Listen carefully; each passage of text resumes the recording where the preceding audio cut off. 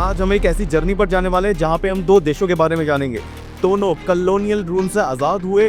दोनों की जर्नी शुरुआत में तकरीबन एक जैसी थी, बट दोनों की डेस्टिनी एकदम अलग है। ये दोनों देश है सिंगापुर और साउथ अफ्रीका।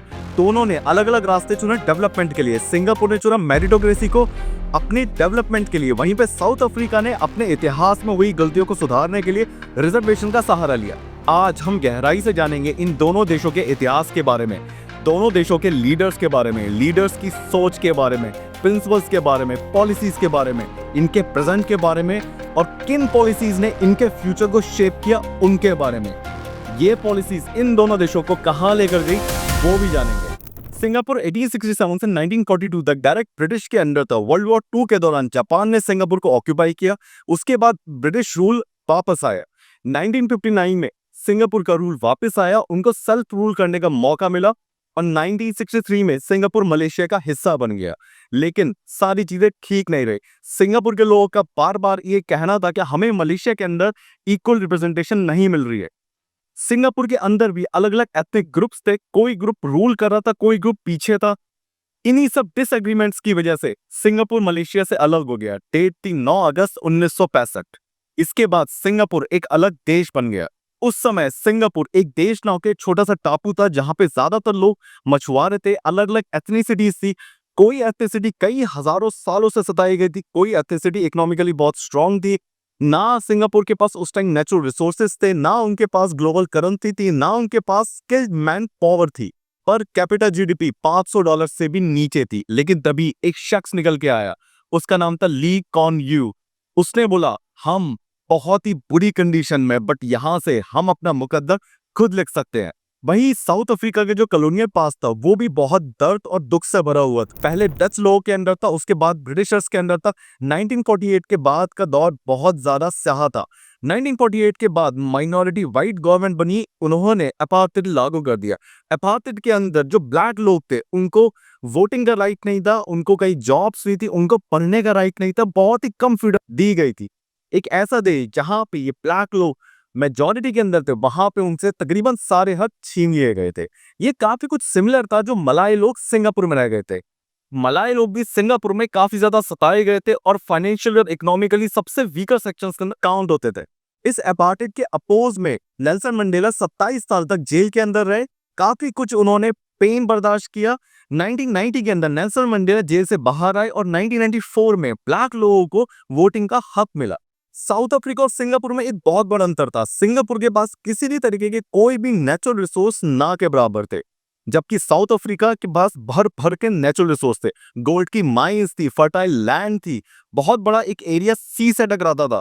ली कॉन व्यू ने जो सिंगापुर के लिए रास्ता चुना वो 100% मेरिटोक्रेसी से होकर गुजरता था। उन्होंने दो मेन मुद्दों के ऊपर बेइंतहा फोकस किया, नंबर 1 मेरिटोक्रेसी और नंबर 2 करप्शन। उनका क्रिस्टल क्लियर तरीके से ये कहना था कि हमारी सिंगापुर की शुरुआत मेरिट से होगी।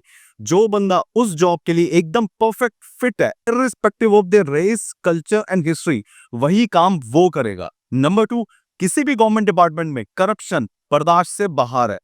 ली कॉन प्यू ने स्टार्टिंग में 4 मेन प्रिंसिपल्स दिए थे।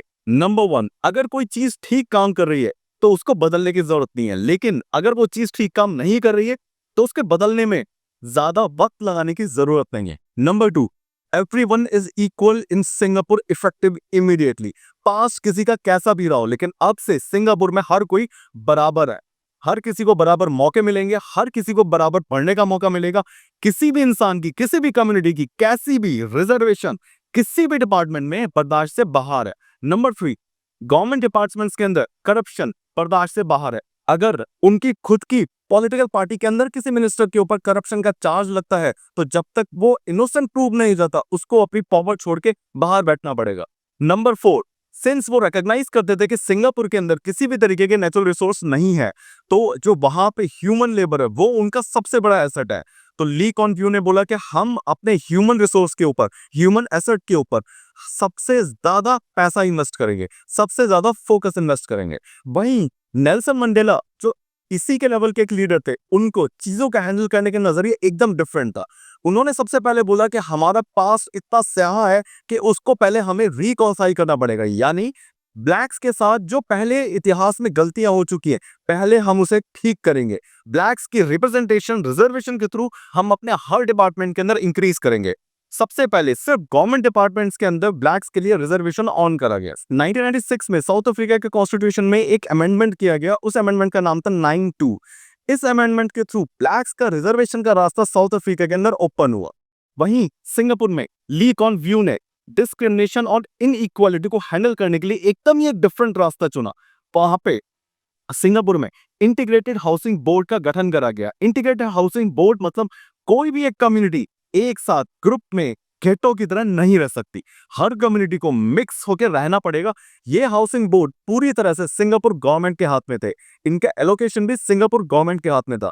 एलोकेशन करते हुए इस चीज का बेहद ध्यान रखा गया कि कोई भी दो कम्युनिटीज के घर साथ में नहीं होने चाहिए। इससे सिंगापुर की जो सारी कम्युनिटीज थी उनको एक साथ रहना आ गया। Number 2, economic development board. Economic development board का मेन मुद्दा था फॉरेन इन्वेस्टमेंट्स को सिंगापुर के अंदर अट्रैक्ट करना। पॉलिसीज बनाई गई जिससे फॉरेन डायरेक्ट इन्वेस्टमेंट सिंगापुर के अंदर बेहद आसान हो जाए। सिंगापुर ने पूरी दुनिया को यह बताया कि सिंगापुर सिर्फ मेरिट के लिए स्टैंड होता है। अगर आप सिंगापुर में इन्वेस्ट करेंगे, यहाँ पे कंपनी अपनी एस्टैब्लिश करेंगे, आपको किसी भी तरीके की गवर्नमेंट इंटरफेरेंस का सामना नहीं करना पड़ेगा। नंबर 2, अगर आप जॉब के लिए हायर करते हैं तो आप बेस्ट पर्सन अवेलेबल हायर कर सकते हैं बिना किसी गवर्नमेंट पॉलिसी के। एंटी करप्शन ड्राइव, ली कॉन व्यू ने क्रिस्टल क्लियर कर दिया था कि अगर किसी मिनिस्टर के ऊपर, अगर किसी गवर्नमेंट ऑफिशियल के ऊपर करप्शन का चार्ज लगता है तो उसको सबसे पहले अपनी पोस्ट छोड़नी पड़ेगी जब तक वो इस चार्ज से क्लियर नहीं हो जाता। नंबर 2, अगर वो चार्ज क्लियर होता है तो उसको सीधा जेल में जाना पड़ेगा। सिंगापुर का इतिहास बताता है वहां की सबसे ऊंची कोर्ट्स के जज तक जेल गए करप्शन के चार्जेस में प्रूव होने के बाद। Education and language reform, Singapore में बहुत सारी भाषाएं बोली जाती थी। वहां के अंदर मलाय लोग भी थे, चाइनीज लोग भी थे, इंडियंस भी थे, बट एकदम क्रिस्टल क्लियर तरीके से बोला गया इंग्लिश इज द लैंग्वेज जिसके अंदर हम लोग आपस में कम्युनिकेट करेंगे। बाकी लैंग्वेजेस सेकेंडरी हैं, आप अपने हिसाब से उनको इस्तेमाल कर सकते हैं, but English is something which is absolute mandatory in every part of Singapore. जो सिंगापुर के इकोनॉमिक चीफ आर्किटेक्ट थे कॉन्ग ली, उन्होंने क्रिस्टल क्लियर तरीके से यह बोला था कि हमें under any circumstance welfare state नहीं बनना है, हमें एक कॉम्पिटिटिव स्टेट बनना है। अगर सिंगापुर से बाहर का बंदा ज्यादा एलिजिबल है और वो सिंगापुर की किसी यूनिवर्सिटी में जॉब में अप्लाई करना चाहता है तो फ्री अप्लाई कर सकता है। अंदाजा लगाइए किस लेवल का विजन था उन लोगों में उस टाइम। वही 1994 में नेल्सन मंडेला गवर्नमेंट ने कुछ चीजें इंप्लीमेंट करी साउथ अफ्रीका के अंदर। नंबर 1, सबको एक्सेस हो इलेक्ट्रिसिटी का, वाटर का कम से कम चार्जेस में या फिर ऑलमोस्ट फ्री। नंबर 2, ब्लैक्स की रिप्रेजेंटेशन उनकी पॉपुलेशन के हिसाब से गवर्नमेंट इंस्टीट्यूट्स में, गवर्नमेंट कॉलेजेस में, गवर्नमेंट जॉब्स में देने का बिल पास किया। यहां तक कि जिन कंपनीज में नंबर ऑफ एम्प्लॉय 50 से ज्यादा थे उनको भी फोर्स करा गया कि आपकी कंपनी के अंदर ब्लैक्स की रिप्रेजेंटेशन आप पूरे साउथ अफ्रीका की पॉपुलेशन के रेशो के हिसाब से होनी चाहिए। 2003 में ऑफिशियली एक बिल आया, ब्लैक एम्पावरमेंट बिल। इस बिल के थ्रू हर कंपनी में जो ओनरशिप है उसके अंदर भी ब्लैक्स की रिप्रेजेंटेशन होनी चाहिए। जो मैनेजर पोजीशंस है उनके अंदर भी ब्लैक की रिप्रेजेंटेशन होनी चाहिए। स्किल सेकेंडरी चीज है, रिप्रेजेंटेशन सबसे इंपॉर्टेंट है। इसी विजन के साथ नेल्सन मंडेला साउथ अफ्रीका को आगे की तरफ ड्राइव करने की कोशिश कर रहे थे। थाबो म्बेकी जो सक्सेसर थे नेल्सन मंडेला के, उन्होंने क्रिस्टल क्लियर तरीके से यह बोला था हमें एक ब्लैक मिडिल क्लास एमर्ज होती हुई देखनी है। एक्चुअली में सबसे बड़ा फॉल्ट यहीं बता। वहीं सिंगापुर में ली कॉन व्यू और उनकी टीम ने सिंगापुर के अंदर कुछ पॉलिसीज अप्लाई करी जो कि बेहद सक्सेसफुल साबित हुई आने वाले वक्त में। सबसे पहले इंडस्ट्रियलाइजेशन, सिंगापुर ने अपने आप को पूरी दुनिया का ग्लोबल हब बनाने के लिए कमर कस ली और उसके लिए काम करना शुरू कर दिया और पॉलिसीज बनानी शुरू कर दी। सिंगापुर में किसी भी इंसान को कोई भी चीज मुफ्त में देना मना कर दिया। अगर आपको कोई चीज चाहिए, इलेक्ट्रिसिटी चाहिए, वाटर चाहिए, बेटर सैनिटेशन चाहिए, there will be world class facilities but you have to pay for it. 100% pure competitive meritocracy को बढ़ावा दिया गया। Best man for the job, best companies होती थी जिसमें गवर्नमेंट इन्वेस्ट करती थी। जो कंपनीज अच्छा परफॉर्म नहीं करती थी सिंगापुर गवर्नमेंट उसके अंदर इन्वेस्ट किसी भी हालत में नहीं करती थी। सिंगापुर गवर्नमेंट ने कभी भी विनर्स को चूज करने में अपना रोल प्ले नहीं किया, बल्कि उनके ऊपर दाव लगाए जिनके ऊपर चांसेस दे के ये विन करेंगे, और बेहद स्ट्रॉन्ग रेगुलेटरी नेटवर्क बनाया बिना किसी कंफ्यूजन के, बेहद सिंपल लैंग्वेज के अंदर अपने रूल्स और रेगुलेशंस लिखे गए। इन सब चीजों की वजह से सिंगापुर एक ग्लोबल हब के रूप में उभर के आया है पूरी दुनिया के सामने। 1965 में जो देश $500 पर कैपिटा इनकम के ऊपर था, 2023 तक वही देश $66,000 पर कैपिटा इनकम तक जा पहुंचा था। सिंगापुर की जो चीफ इकोनॉमिस्ट थे या फिर चीफ इकोनॉमिस्ट आर्किटेक्ट थे, उन्होंने क्रिस्टल क्लियर ये बोला था, ना हमारे पास रिसोर्सेज है, ना हमारे पास ग्लोबल कनेक्शन है, ना ही हमारे पास कोई ग्लोबल फ्रेंड्स है। हमारे पास एकमात्र चीज है ह्यूमन एसेट, और हम अपना सारा पैसा अपनी ह्यूमन एसेट के ऊपर इन्वेस्ट करेंगे। हमारे लिए हर कम्युनिटी जिसका कोई भी पास रहा हो, सब बराबर है, सबको एक ही लाइन से लड़ाई शुरू करनी पड़ेगी। बेहद सख्त एंटी करप्शन पॉलिसीज लाई गई। 1975 में फे यू कॉप नाम से एक बेहद पावरफुल लीडर करप्शन चार्जेस में पकड़ा गया, उनको जेल हुई, उनको सख्त सजा सुनाई गई। पूरी पॉलिटिकल लॉबी और ब्यूरोक्रेटिक लॉबी के अंदर एक मैसेज क्रिस्टल क्लियर गया, नोबडी इज इम्यून। अगर आपने चोरी करी सजा मिलेगी, अगर आपने लापरवाही करी, गलती करी, पनिशमेंट मिलेगी ही मिलेगी, आप बच नहीं सकते। ली कॉन व्यू ने क्रिस्टल क्लियर एक बात बोली थी, मैंने अपनी पूरी जिंदगी लगा दी है सिंगापुर का ही सिस्टम बनाने के लिए, अगर किसी ने इस सिस्टम के अराउंड फूल अराउंड किया, मैं अपनी बाकी जिंदगी लगा दूंगा उस शख्स को पकड़ने के लिए। इतना मजबूत थॉट था जो उन्होंने सिंगापुर के रूट्स के अंदर डाला था। 2023 में सबसे कम करप्शन वाले देशों में सिंगापुर नंबर पे था। वहीं साउथ अफ्रीका में रिजर्वेशन शुरू होने के बाद रुकने की बजाय बढ़ता ही जा रहा था। जो सबसे पहले ब्लैक इकोनॉमिक एम्पावरमेंट था, वो बाद में broad based black economic empowerment बन गया है। यानी रिजर्वेशन पहले से भी ज्यादा बड़े रूप में बाहर आया, हर डिपार्टमेंट के अंदर उठा के रिजर्वेशन कर दिया गया। यहां तक कि जो गवर्नमेंट इन्वेस्ट करती थी कंपनीज के अंदर, वो भी ये देख के इन्वेस्ट करती थी कि वहां पे ब्लैक्स की रिप्रेजेंटेशन कितनी है।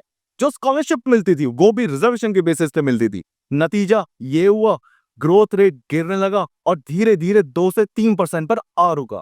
जिस कंट्री के अंदर 15-20% से ग्रो करने का पोटेंशियल था, वो 2 और 3% पर सिमट के रह गया। 1994 में जो पर जीडीपी कैपिटा $3,600 था, वो 2023 तक मात्र $6,000 पर कैपिटा पर जाके पहुंचा था। ये भी गवर्नमेंट के बेहद जोर लगाने के बाद। अब कलर के बेसिस पे रिजर्वेशन से दिक्कत क्या हुई कि जो पावर में थे और जो एलीट क्वीन थी, जो कि ब्लैक्स के अंदर रिच हो गए थे, वो किसी और को रिप्रेजेंटेशन देना ही नहीं चाह रहे थे। इसकी वजह से अलग अलग चीजें करी गई, वहां पे ब्लैक्स के अंदर भी सब ग्रुप को काउंट करने की कोशिश करी गई, बट अल्टीमेटली दे फेल्ड। आज साउथ अफ्रीका में करप्शन बेइंतहा ऊपर है, और करप्शन के उसी पैरामीटर में जिसमें सिंगापुर नंबर पे आता था, साउथ अफ्रीका नंबर पे आता है। सिंगापुर ने अपनी जीडीपी का 20% सिर्फ और सिर्फ एजुकेशन पे इन्वेस्ट किया। स्कूल के अंदर प्योर कंपटीशन, मेरिटोक्रेसी को अंधाधुंध बढ़ावा दिया गया। सिंगापुर इस लेवल तक चला गया कि अगर कोई इंसान सिंगापुर के बाहर है और वो सिंगापुर के अंदर अप्लाई करता है, और सिंगापुर के अंदर अगर वो टैलेंट नहीं है या फिर उस लेवल का टैलेंट नहीं है, तो सिंगापुर के बंदे को हटा के बाहर वाले बंदे को वो सीट दी जाएगी। इंस्टीट्यूट ऑफ टेक्निकल ट्रेनिंग को सिंगापुर ने फोकस करके एक वर्ल्ड क्लास टेक्निकल इंस्टीट्यूट में बदल दिया। उनके एजुकेशन मिनिस्टर थर्मन, उन्होंने बोला कि हर बच्चा अलग होता है, हम हर बच्चे को अलग तरीके से नर्चर करते हैं, पॉलिश करते हैं, उसको हम कंपटीशन के लिए उसके अपने इंटरेस्ट वाले एरिया में तैयार करते हैं। सिंगापुर ने क्रिस्टल क्लियर कर दिया था, किसी भी सीट पर किसी भी बच्चे का इतिहास के बेस पे हक नहीं हो सकता, आपको वो सीट हासिल करनी पड़ेगी। Programme for international students assessment, जिसको हम पीसा के नाम से जानते हैं, सिंगापुर लगातार टॉप 3 के अंदर रहता है। 97.3% इसके बच्चे स्कोर करते हैं। वहीं पे साउथ अफ्रीका बॉटम 10 के अंदर स्ट्रगल कर रहा है। सिंगापुर की national university of Singapore top 20 के अंदर कंसिस्टेंटली काउंट होती है। वहीं साउथ अफ्रीका ने इक्वल रिप्रेजेंटेशन के चक्कर में एडमिशंस में रिजर्वेशन ऑन कर दी ब्लैक्स की भी। इससे क्या हुआ, कट ऑफ के अंदर भी प्ले हो गया। इस मींस कट ऑफ के अंदर लोअर कट ऑफ से एंट्री मिली ब्लैक्स को, जबकि जो बाकी कैटेगरीज थी उनकी कट ऑफ थोड़ी ऊपर थी। इससे इनइक्वालिटी क्रिएट हो गई। जिस रिजर्वेशन को एक्चुअली में इनइक्वालिटी को खत्म करने के लिए लाए गए थे साउथ अफ्रीका में, उसी इनइक्वालिटी ने बहुत गहराई तक जाके जड़ें जमा दी थी। एजुकेशन की हालत इतनी बुरी हो गई साउथ अफ्रीका में कि 40% बच्चे क्लास 1 से क्लास 12 के बीच में ट्रेवल तक नहीं कर पाते। क्लास 12 कंप्लीट करने से पहले 40% बच्चे ड्रॉप आउट कर जाते हैं। वहीं सिंगापुर ने बिजनेस के अंदर भी बहुत ज्यादा लिबरल पॉलिसीज अप्लाई करी। बिजनेस के अंदर कोई भी कंपनी अब्रॉड से किसी बंदे को हायर कर सकती है, गवर्नमेंट कभी इंटरफेयर नहीं करेगी। जो सिंगापुर के फाउंडर थे या फिर जो फर्स्ट उनके टॉप लीडर थे, ली कॉन व्यू, उन्होंने क्रिस्टल क्लियर बोला था, अगर मैंने टैलेंट के बेसिस पे किसी बाहर के, किसी फॉरेन के कैंडिडेट को रिजेक्ट किया तो it means we are playing with the principles of Singapore. बेहद आसान बिजनेस लॉज बनाए गए। आज भी सिंगापुर में अगर आपको कोई कंपनी रजिस्टर करानी है तो टर्न अराउंड टाइम मात्र 48 घंटे का है, 2 वर्किंग डेज का है। बेहद कम टैक्सेस है और रूल ऑफ लॉ है।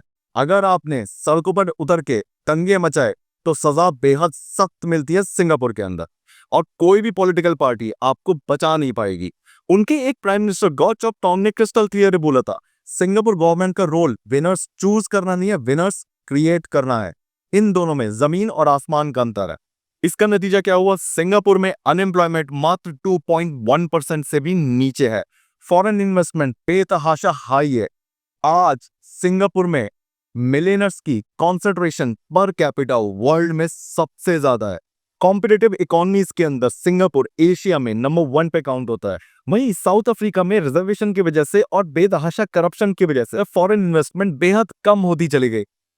अनएम्प्लॉयमेंट रेट 32.7% से भी ऊपर है साउथ अफ्रीका के अंदर।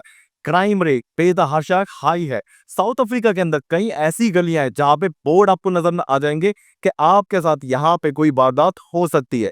वर्ल्ड बैंक के मानव इकोनॉमिस्ट ने साउथ अफ्रीका को लेकर एक टिप्पणी करी थी कि उनके बेहद सख्त रिजर्वेशन पॉलिसीज की वजह से साउथ अफ्रीका कोई बहुत अच्छी जगह नहीं है इन्वेस्ट करने के लिए। पब्लिक और प्राइवेट दोनों तरीके के इंस्टीट्यूट को साउथ अफ्रीका के अंदर काम करने में बहुत ज्यादा दिक्कतों का सामना करना पड़ता है। तो दोस्तों, ये थी इन दोनों देशों की कहानी। एक था सिंगापुर जिसने प्योर मेरिटोक्रेसी को चुना, करप्शन के अगेंस्ट बेहद सख्त कानून लाए। आज सिंगापुर एशिया का सर का ताज है। दूसरी तरफ साउथ अफ्रीका रिसोर्सेज से भरपूर होने के बावजूद भी रिजर्वेशन और करप्शन की आग में आज तक झुलस रहा है। जब कोई भी देश इस तरीके से नीचे जाता है तो उसके हेड ऑफ द स्टेट तक को इज्जत नहीं मिलती। आपने अभी देखा होगा कि साउथ अफ्रीका के प्राइम मिनिस्टर के साथ यूएस में क्या हुआ है। I hope you will learn something from this video and you like this video. Take care, bye bye.